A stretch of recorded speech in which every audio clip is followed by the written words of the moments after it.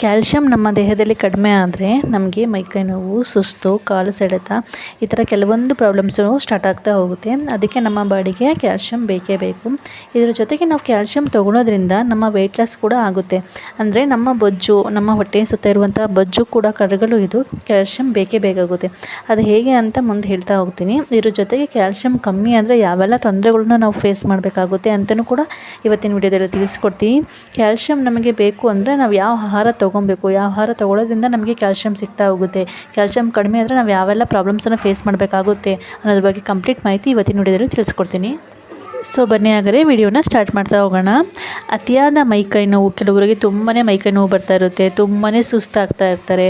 ಮತ್ತು ರಾತ್ರಿ ಅಷ್ಟೇ ಕಾಲೆಲ್ಲ ತುಂಬ ಪೇಯ್ನ್ ಆಗ್ತಾ ಇರುತ್ತೆ ರಾತ್ರಿ. ಕೆಲವೊಬ್ಬರಿಗೆಲ್ಲ ಚಿಕ್ಕ ಮಕ್ಕಳಿಗೂ ಅಷ್ಟೇ ಆಗಿರ್ಬೋದು, ಕಾಲೊತ್ತು ಅಂತ ಹೇಳ್ತಾ ಇರ್ತಾರೆ, ಅಷ್ಟು ಕಾಲು ಪೇಯ್ನ್ ಆಗ್ತಾ ಇರುತ್ತೆ. ದೊಡ್ಡವರಿಗೂ ಕಾಲು ನೋವು ಬರ್ತಾ ಇರುತ್ತೆ. ಮತ್ತು ಮೂಳೆಗಳಲ್ಲೆಲ್ಲ ವೀಕ್ನೆಸ್ಸು, ತುಂಬ ಕೈಕಾಲು ನೋವು, ಕೆಲವೊಬ್ಬರಿಗೆ ಕೆಳಗಡೆ ಕುತ್ಕೊಳ್ಳೋದಕ್ಕೂ ಆಗೋಲ್ಲ, ಆ ಥರ ಮಂಡಿ ಎಲ್ಲ ನೋವು ಬರ್ತಾ ಇರುತ್ತೆ. ಮೂಳೆ ಎಲ್ಲ ಅಷ್ಟು ನೋವು ಬಂದುಬಿಟ್ಟು ಮೂಳೆ ಎಲ್ಲ ವೀಕ್ನೆಸ್ ಆಗ್ತಾ ಹೋಗ್ತಾ ಇರುತ್ತೆ. ಈ ಥರ ಎಲ್ಲ ಪ್ರಾಬ್ಲಮ್ಸ್ ಆಗ್ತಾ ಇರೋದು ಕ್ಯಾಲ್ಶಿಯಂ ಕಡಿಮೆ ಆದರೆ. ನಮ್ಮ ದೇಹದಲ್ಲಿ ಯಾವುದೇ ಸುಸ್ತು, ಆಯಾಸ ಆಗದೆ ನಾವು ಹೆಲ್ದಿಯಾಗಿರಬೇಕು, ಆಕ್ಟಿವ್ ಆಗಿರಬೇಕು ಅಂದರೆ ನಮಗೆ ಕ್ಯಾಲ್ಶಿಯಂ ಬೇಕೇ ಬೇಕು. ಇವಾಗ ಕೆಲವೊಬ್ಬರೆಲ್ಲ ಹೋಗ್ಬಿಟ್ಟು ಡಾಕ್ಟರ್ ಹತ್ರ ಹೇಳ್ತಿರ್ತಾರೆ, ತುಂಬ ಕಾಲು ಪೇಯ್ನ್ ಆಗ್ತಿರುತ್ತೆ, ಕೂರೋಕ್ಕಾಗಲ್ಲ, ಹೇಳೋಕ್ಕಾಗಲ್ಲ, ಈ ಥರ ಎಲ್ಲ ಆದಾಗ ಅವ್ರು ಆಲ್ಮೋಸ್ಟ್ ಆಲ್ ಕ್ಯಾಲ್ಶಿಯಂ ಚೆಕ್ ಮಾಡ್ತಾರೆ. ಆವಾಗ ಕ್ಯಾಲ್ಶಿಯಮಿಗೆ ಸಂಬಂಧಪಟ್ಟ ಕೆಲವೊಂದು ಟ್ಯಾಬ್ಲೆಟ್ಸನ್ನು ಅವರು ಕೊಡ್ತಾರೆ. ಯಾಕೆಂದರೆ ಮೂಳೆಗಳು ಮತ್ತು ಮಾಂಸಖಂಡಗಳು ಚೆನ್ನಾಗಿರಬೇಕು ಅಂದರೆ ಕ್ಯಾಲ್ಶಿಯಂ ಅವಶ್ಯಕತೆ ತುಂಬಾ ಇರುತ್ತೆ. ನಮ್ಮ ಹೃದಯದ ಆರೋಗ್ಯನೂ ಅಷ್ಟೇ ಚೆನ್ನಾಗಿರಬೇಕು ಅಂದರೆ, ಹೃದಯದ ಕೆಲಸ ಚೆನ್ನಾಗಿ ಆಗಬೇಕು ಅಂದ್ರೂ ಕೂಡ ನಮಗೆ ಕ್ಯಾಲ್ಶಿಯಂ ಬೇಕೇ ಬೇಕು. ನಾವು ತಿನ್ನಂಥ ಆಹಾರ ಸರಿಯಾಗಿ ಜೀರ್ಣ ಆಗೋದಕ್ಕೂ ಕೂಡ ಕ್ಯಾಲ್ಶಿಯಂ ತುಂಬಾ ಇಂಪಾರ್ಟೆಂಟ್ ಆಗಿರುತ್ತೆ. ಕ್ಯಾಲ್ಶಿಯಂ ಚೆನ್ನಾಗಿತ್ತು ಅಂದರೆ ನಾವು ತಿನ್ನಂಥ ಆಹಾರನೂ ಕೂಡ ಚೆನ್ನಾಗಿ ಜೀರ್ಣ ಆಗುತ್ತೆ. ಏಕೆಂದರೆ ಹಾರ್ಮೋನ್ಸ್ಗಳ ಉತ್ಪತ್ತಿ ಆಗಲು ನಮಗೆ ಕ್ಯಾಲ್ಶಿಯಂ ಬೇಕಾಗುತ್ತೆ. ನಮ್ಮ ದೇಹಕ್ಕೆ ಕ್ಯಾಲ್ಶಿಯಂ ಅಷ್ಟು ಮುಖ್ಯ. ಹಾಗಾದರೆ ಯಾವ್ಯಾವ ಏಜಿಗೆ ಎಷ್ಟೆಷ್ಟು ಕ್ಯಾಲ್ಶಿಯಂ ಬೇಕಾಗುತ್ತೆ ಅಂತಲೂ ಕೂಡ ಇವತ್ತಿನ ವಿಡಿಯೋದಲ್ಲಿ ನಾನು ತಿಳಿಸ್ಕೊಡ್ತೀನಿ. ಸೊ ವಯಸ್ಸಾದ ನಂತರ ಮೂಳೆ ವೀಕ್ ಬರ್ತಾ ಹೋಗುತ್ತಲ್ವ, ಆವಾಗ ನಮಗೆ ಕ್ಯಾಲ್ಶಿಯಂ ಜಾಸ್ತಿ ಬೇಕು. ಇವಾಗ ಮೂಳೆ ಮುರಿದು ಹೋಗಿದೆ ಮತ್ತು ಮೂಳೆ ಅದು ಜಾಯಿಂಟ್ ಆಗಬೇಕು ಅಂದರೆ ಅದಕ್ಕೆಲ್ಲ ನಮಗೆ ಕ್ಯಾಲ್ಶಿಯಂ ಬೇಕೇ ಬೇಕಾಗುತ್ತೆ. ಹಾಗಾದರೆ ಯಾವೆಲ್ಲ ಆಹಾರಗಳನ್ನು ತಿನ್ನೋದ್ರ ಮೂಲಕ ನಾವು ಕ್ಯಾಲ್ಶಿಯಮನ್ನು ತೊಗೊಬೋದು ಅಂತ ತಿಳಿಸ್ಕೊಡ್ತೀನಿ. ಇವಾಗ ಮೂಳೆಗಳೆಲ್ಲ ಕೆಲವೊಬ್ಬರಿಗೆ ಮೂಳೆ ಸೌದಿದೆ ಅಂತ ಹೇಳ್ತಿರ್ತಾರೆ ಡಾಕ್ಟ್ರು. ಕೆಲವೊಬ್ಬರಿಗೆ ಆಪ್ರೇಷನ್ಸ್ ಎಲ್ಲ ಆಗಿರುತ್ತೆ, ಕೆಲವರಿಗೆ ಕೂತ್ರೆ ಹೇಳೋಕ್ಕಾಗಲ್ಲ, ಆ ಥರ ಪೇಯ್ನು ಆಗ್ತಾ ಇರುತ್ತೆ ಕಾಲು. ಕೆಲವ್ರಿಗಂತೂ ಏಜ್ ಆಗ್ತಾ ಕೆಳಗಡೆ ಕೂತು ಊಟ ಮಾಡೋಕ್ಕೂ ಸಹ ಆಗಲ್ಲ, ಅವರಿಗೆ ಅಷ್ಟಕ್ಕೆ ಮಂಡಿ ಮರ್ಚೋಕ್ಕೂ ಸಹ ಬರಲ್ಲ, ಆ ಥರ ಕಾಲು ಪೇಯ್ನ್ ಆಗ್ತಾ ಇರುತ್ತೆ. ಇವೆಲ್ಲ ರೀಸನಿಗೂ ಕಾರಣ ಕ್ಯಾಲ್ಶಿಯಂ ಆಗಿರುತ್ತೆ. ಹಾಗಾದರೆ ನಮ್ಮ ಬಾಡಿ ಕ್ಯಾಲ್ಶಿಯಂ ಬೇಕು ಅಂದರೆ ನಾವು ಯಾವೆಲ್ಲ ಆಹಾರಗಳನ್ನು ತಿನ್ನಬೇಕು ಅಂತ ಇವಾಗ ಹೇಳ್ತಾ ಹೋಗ್ತೀನಿ. ಫಸ್ಟ್ನೇದು ಬಂದುಬಿಟ್ಟು ಹಾಲು ನಮ್ಮ ಆರೋಗ್ಯಕ್ಕೆ ತುಂಬಾ ಒಳ್ಳೆಯದು. ನಾವು ಡೈಲಿ 1 ರಿಂದ 2 ಲೋಟ ಹಾಲು ಕುಡಿಯೋದ್ರಿಂದ ನಮಗೆ ಸಾಕಷ್ಟು ಕ್ಯಾಲ್ಶಿಯಂ ಸಿಗುತ್ತೆ.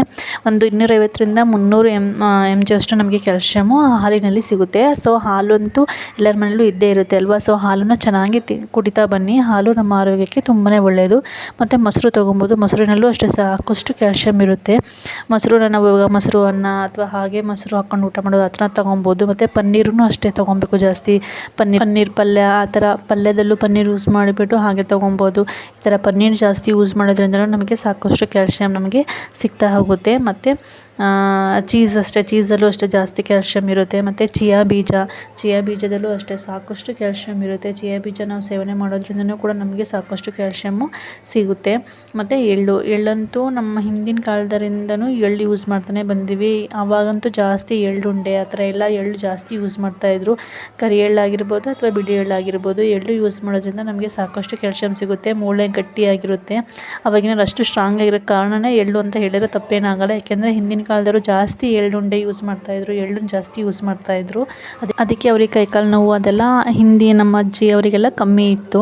ಸೊ ನೆಕ್ಸ್ಟ್ ಮತ್ತೇನು ಯೂಸ್ ಮಾಡಬೇಕು ಅಂತ ಹೇಳಿದ್ರೆ ಕ್ಯಾಲ್ಶಿಯಂ ಇರೋದು ಅಂದರೆ ಸೊಪ್ಪುಗಳು. ನೀವು ಯಾವುದೇ ಸೊಪ್ಪು ತಗೊಂಡ್ರು ಅದರಲ್ಲಿ ಕ್ಯಾಲ್ಶಿಯಂ ಜಾಸ್ತಿ ಇರುತ್ತೆ. ಅದರಲ್ಲೂ ಹೇಳಬೇಕು ಯಾವ ಸೊಪ್ಪುಗಳಲ್ಲಿ ಜಾಸ್ತಿ ಇರುತ್ತೆ ಅಂತ ಹೇಳೋದಾದರೆ ಬಸಳೆ ಸೊಪ್ಪಲ್ಲಿ ಜಾಸ್ತಿ ಕ್ಯಾಲ್ಶಿಯಂ ಇರುತ್ತೆ.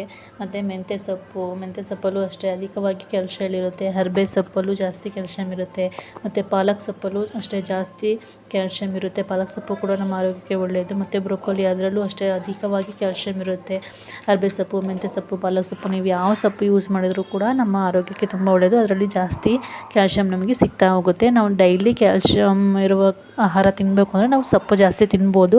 ಅದರಲ್ಲಿ ಸೊಪ್ಪಿನ ಪಲ್ಯ, ಆ ಥರ ಸೊಪ್ಪಿನ ಸಾರು ಈ ಥರ ಮಾಡ್ಕೊಂಡರೂ ನಾವು ತಿನ್ಬೋದು. ಇಲ್ಲಾಂದರೆ ಡೈಲಿ ತಿನ್ನೋಕ್ಕಾಗಲಿಲ್ಲ ಅಂದರೆ ವೀಕ್ಲಿ 2 ಟೈಮ್ಸರು ನಾವು ಸೊಪ್ಪಿನ ಪಲ್ಯ ಅಥವಾ ಸೊಪ್ಪಿನ ಸಾರು ಈ ಥರ ಯೂಸ್ ಮಾಡ್ತಾ ಬರೋದ್ರಿಂದ ನಮಗೆ ಸಾಕಷ್ಟು ಕ್ಯಾಲ್ಶಿಯಂ ಸಿಗುತ್ತೆ.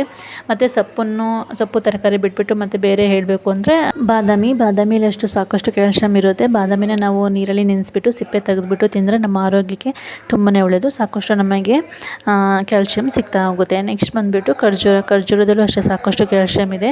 ಖರ್ಜೂರ ತಿನ್ನೋದ್ರಿಂದಲೂ ಕೂಡ ನಮ್ಮ ಆರೋಗ್ಯಕ್ಕೆ ತುಂಬಾ ಒಳ್ಳೆಯದು. ಮತ್ತು ಫ್ರೂಟ್ಸಲ್ಲಿ ಹೇಳಬೇಕು ಅಂದರೆ ಅಂಜೂರದ ಹಣ್ಣು ಮತ್ತು ಕಿತ್ತಳೆ ಹಣ್ಣು ಇವನ್ನೆಲ್ಲ ತಿನ್ಬೋದು. ಇದರಲ್ಲೂ ಅಷ್ಟೇ ಕಿತ್ತಳೆ ಹಣ್ಣಲ್ಲೂ ಅಷ್ಟೇ ವಿಟಮಿನ್ ಸಿ ಇರುತ್ತೆ, ಹಾಗೆ ಇದರಲ್ಲೂ ಕ್ಯಾಲ್ಶಿಯಮ್ಮು ಅಧಿಕವಾಗಿರುತ್ತೆ. ಇದು ನಮ್ಮ ಆರೋಗ್ಯಕ್ಕೆ ತುಂಬಾ ಒಳ್ಳೆಯದು. ನಾವು ಯಾವುದೇ ಫ್ರೂಟ್ಸ್ ತಿಂದ್ರೂ ನಮ್ಮ ಆರೋಗ್ಯಕ್ಕೆ ತುಂಬಾ ಒಳ್ಳೆಯದು. ಅದರಲ್ಲೂ ಕ್ಯಾಲ್ಶಿಯಂ ಇರೋದು ಅಂತ ಹೇಳೋದಾದರೆ ಅಂಜೂರ ಮತ್ತು ಕಿತ್ತಳೆ ಹಣ್ಣಲ್ಲೂ ಜಾಸ್ತಿ ಇರುತ್ತೆ. ಸೊ ಇದನ್ನು ಸೇವನೆ ಮಾಡೋದು ತುಂಬ ಒಳ್ಳೆಯದು. ಮತ್ತು ತರಕಾರಿಯಲ್ಲಿ ಹೇಳಬೇಕು ಅಂದರೆ ಬೆಂಡೆಕಾಯಲ್ಲೂ ಅಷ್ಟೇ ಜಾಸ್ತಿ ಇರುತ್ತೆ. ಸೊ ಬೆಂಡೆಕಾಯಿಯೂ ಕೂಡ ನಮ್ಮ ಆರೋಗ್ಯಕ್ಕೆ ತುಂಬಾ ಒಳ್ಳೆಯದು. ನೆಕ್ಸ್ಟು ಆಹಾರದಲ್ಲಿ ಹೇಳಬೇಕು ಅಂದರೆ ಮುದ್ದೆಯಲ್ಲಂತೂ ಸಾಕಷ್ಟು ಕ್ಯಾಲ್ಶಿಯಂ ಇರುತ್ತೆ. ಅಂದರೆ ರಾಗಿಯಲ್ಲಿ ಜಾಸ್ತಿ ಕ್ಯಾಲ್ಶಿಯಂ ಇರುತ್ತೆ.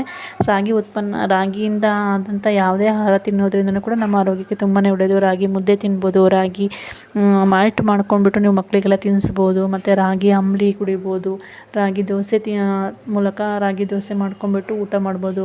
ಒಟ್ಟು ರಾಗಿಯಿಂದ ಯಾವುದೇ ಅಡುಗೆ ನಾವು ಮಾಡ್ಕೊಂಡು ಊಟ ಮಾಡಿದ್ರು ಕೂಡ ಅದರಲ್ಲಿ ಸಾಕಷ್ಟು ಕ್ಯಾಲ್ಶಿಯಂ ನಮಗೆ ಸಿಗ್ತಾ ಹೋಗುತ್ತೆ. ಇವಾಗ ಕೆಲವೊಬ್ಬರಿಗೆಲ್ಲ ರಾಗಿ ಮುದ್ದೆ ಇಷ್ಟ ಇರಲ್ವಲ್ಲ, ಅಂಥವರು ರಾಗಿ ದೋಸೆ, ರಾಗಿ ರೊಟ್ಟಿ, ಆ ಥರ ರಾಗಿ ಅಂಬಲಿ ಈ ಥರನ ಯೂಸ್ ಮಾಡ್ಬೋದು. ಮತ್ತು ನಮಗೆ ನ್ಯಾಚುರಲಾಗಿ ಕ್ಯಾಲ್ಶಿಯಂ ನಮ್ಗೆ ಬೇಕು ಅಂದರೆ ವಿಟಮಿನ್ ಡಿ ನಮ್ಮ ಬಾಡಿಗೆ ಬೇಕಾಗುತ್ತೆ. ವಿಟಮಿನ್ ಡಿ ಎಲ್ಲಿ ಸಿಗುತ್ತೆ ಅಂದರೆ ಸೂರ್ಯನ ಕಿರಣದಲ್ಲಿ ವಿಟಮಿನ್ ಡಿ ಇರುತ್ತೆ. ನಾವು ಆದಷ್ಟು ಒಂದು ಸ್ವಲ್ಪ ಸೂರ್ಯನ ಬೆಳಕಿಗೆ ಹೋಗೋದು ಕೂಡ ತುಂಬಾ ಇಂಪಾರ್ಟೆಂಟ್ ಆಗಿರುತ್ತೆ.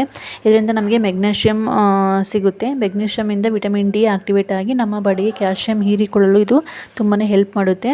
ಸೊ ಇದರಿಂದನೂ ಕೂಡ ನಮಗೆ ಕ್ಯಾಲ್ಶಿಯಂ ಸಿಗ್ತಾ ಹೋಗುತ್ತೆ. ಇದ್ರ ಜೊತೆಗೆ ವಿಟಮಿನ್ ಸಿ ರಿಚ್ ಇರುವಂಥ ಫ್ರೂಟ್ಸ್ ತಿನ್ನಬೇಕು. ಮತ್ತು ಫಿಸಿಕಲ್ ಆಕ್ಟಿವಿಟಿ ಮಾಡಬೇಕು. ಫಿಸಿಕಲ್ ಆಕ್ಟಿವಿಟಿ ಮಾಡಿದಾಗ ನಮಗೆ ಸುಸ್ತಾಗುತ್ತೆ, ನಮ್ಮ ದೇಹಕ್ಕೆ ಎನರ್ಜಿ ಬೇಕಾಗುತ್ತೆ, ಆಗ ನಮ್ಮ ದೇಹ ಕ್ಯಾಲ್ಶಿಯಮನ್ನು ಹೀರಿಕೊಳ್ಳುತ್ತೆ. ಸೊ ಫಿಸಿಕಲ್ ಆಕ್ಟಿವಿಟಿ ಮಾಡೋದು ಕೂಡ ತುಂಬಾ ಇಂಪಾರ್ಟೆಂಟು. ಮತ್ತು ನಾನು ಆವಾಗಲೇ ಹೇಳಿದೆ, ಕ್ಯಾಲ್ಶಿಯಂ ನಾವು ತೊಗೊಳೋದ್ರಿಂದ ನಮ್ಮ ದೇಹದ ತೂಕ ಕಮ್ಮಿ ಆಗುತ್ತೆ ಅಂತೇಳಿ. ಹೇಗೆ ಕಮ್ಮಿ ಆಗುತ್ತೆ ಅಂತ ಹೇಳೋದಾದರೆ, ಕ್ಯಾಲ್ಶಿಯಮ್ಮು ಫ್ಯಾಟ್ ಮೆಟಾಲಿಸಮ್ಗೆ ಸಹಾಯ ಮಾಡಿ ದೇಹದ ಒಳಗಿರುವ ಬೊಜ್ಜನ್ನು ಕರಗಿಸಲು ಇದು ಸಹಾಯ ಆಗುತ್ತೆ. ಕ್ಯಾಲ್ಶಿಯಂ ರಿಚ್ ಇರುವ ಫುಡ್ಡು ನಾವು ತಿಂದಾಗ ನಮಗೆ ಬೇಗ ಹೊಟ್ಟೆ ಹಸಿವು ಆಗೋದಿಲ್ಲ. ಇವಾಗ ಹಾಲು ಅಥವಾ ಅಂಬಲಿ ಅಥವಾ ರಾಗಿ ಮುದ್ದೆ, ರಾಗಿ ರೊಟ್ಟಿ ಈ ಥರದ್ದೆಲ್ಲ ತಿಂದಾಗ ನಮಗೆ ಬೇಗ ಹಸಿವಾಗೋದಿಲ್ಲ ಅಂದಾಗ ನಾವು ಜಾಸ್ತಿ ಆಹಾರನ ಕನ್ಸ್ಯೂಮ್ ಮಾಡ್ತಾ ಹೋಗೋದಿಲ್ಲ. ಆವಾಗ ನಮಗೆ ವೆಯ್ಟ್ ಲಾಸ್ ಆಗೋದಕ್ಕೆ ತುಂಬಾ ಹೆಲ್ಪ್ ಮಾಡುತ್ತೆ. ಅದು ರಾಗಿ ಐಟಮ್ಸು, ಹಾಲು ಅದೆಲ್ಲ ಏನಾಗುತ್ತೆ, ನಮಗೆ ಶಕ್ತಿನೂ ಕೊಡುತ್ತೆ, ಎನರ್ಜಿನೂ ಕೊಡುತ್ತೆ, ಹಾಗೆ ನಮಗೆ ಬೇಗ ಹೊಟ್ಟೆ ಹಸಿವು ಮಾಡೋದಿಲ್ಲ. ಆವಾಗ ವೆಯ್ಟ್ ಲಾಸ್ ಆಗೋದಕ್ಕೆ ಇದು ತುಂಬ ಹೆಲ್ಪು ಸಹ ಮಾಡುತ್ತೆ. ಹಾಗಾಗಿ ಕ್ಯಾಲ್ಶಿಯಂ ನಮ್ಮ ದೇಹಕ್ಕೆ ಶಕ್ತಿ ಕೊಡೋದ್ರ ಜೊತೆಗೆ ವೆಯ್ಟ್ ಲಾಸ್ ಆಗೋದಕ್ಕೂ ಕೂಡ ತುಂಬ ಹೆಲ್ಪ್ ಮಾಡುತ್ತೆ. ಸೊ ಯಾವ ಏಜಿಗೆ ಎಷ್ಟು ಕ್ಯಾಲ್ಶಿಯಂ ಬೇಕು ಅಂತ ಹೇಳೋದಾದರೆ, 1 ರಿಂದ 3 ವರ್ಷದ ಮಕ್ಕಳಿಗಾದರೆ 700 mg ಅಷ್ಟು ಕ್ಯಾಲ್ಶಿಯಂ ಬೇಕಾಗುತ್ತೆ. 4 ರಿಂದ 8 ವರ್ಷದವರಿಗಾದರೆ 1000 mg ಅಷ್ಟು ಕ್ಯಾಲ್ಶಿಯಂ ಬೇಕಾಗುತ್ತೆ.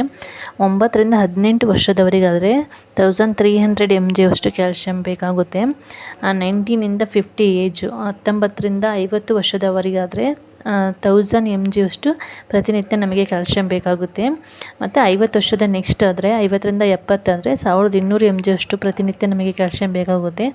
ಆಫ್ಟರ್ 70 ವರ್ಷ ದಾಟಿದರೆ ಅಂಥವರಿಗೆ 1200 mg ಅಷ್ಟು ಕ್ಯಾಲ್ಶಿಯಂ ನಮಗೆ ಪ್ರತಿನಿತ್ಯ ಬೇಕಾಗುತ್ತೆ. ಯಾಕೆಂದರೆ ವಯಸ್ಸಾಗ್ತಾ ಹೋದಂಗೆ ಮೂಳೆಗಳೆಲ್ಲ ವೀಕ್ ಆಗ್ತಾ ಹೋಗುತ್ತೆ, ಆಗ ನಮಗೆ ಕ್ಯಾಲ್ಶಿಯಂ ಜಾಸ್ತಿ ಬೇಕಾಗುತ್ತೆ. ಇದಿಷ್ಟು ಇವತ್ತಿನ ವಿಡಿಯೋ ಆಗಿತ್ತು. ಇವತ್ತಿನ ವಿಡಿಯೋ ನಿಮ್ಗೆ ಇಷ್ಟ ಆಯಿತು ಅಂತ ಅಂದ್ಕೊಳ್ತೀನಿ. ವಿಡಿಯೋ ಇಷ್ಟ ಆದರೆ ಪ್ಲೀಸ್ ಲೈಕ್ ಮಾಡಿ, ಶೇರ್ ಮಾಡಿ, ಹಾಗೆ ನನ್ನ ಚಾನಲ್ನ ಸಬ್ಸ್ಕ್ರೈಬ್ ಮಾಡ್ಕೊಳ್ಳಿ. ನಿಮ್ಮ ಸಪೋರ್ಟ್ ನಮಗೆ ತುಂಬಾ ಮುಖ್ಯ. ನೀವು ಎಷ್ಟು ಸಪೋರ್ಟ್ ಮಾಡ್ತೀರಾ ಅಷ್ಟು ಒಳ್ಳೊಳ್ಳೆ ಕಂಟೆಂಟ್ ನಿಮಗೆ ಕೊಡ್ತಾ ಹೋಗ್ತೀನಿ. Thanks for watching. Thank you so much.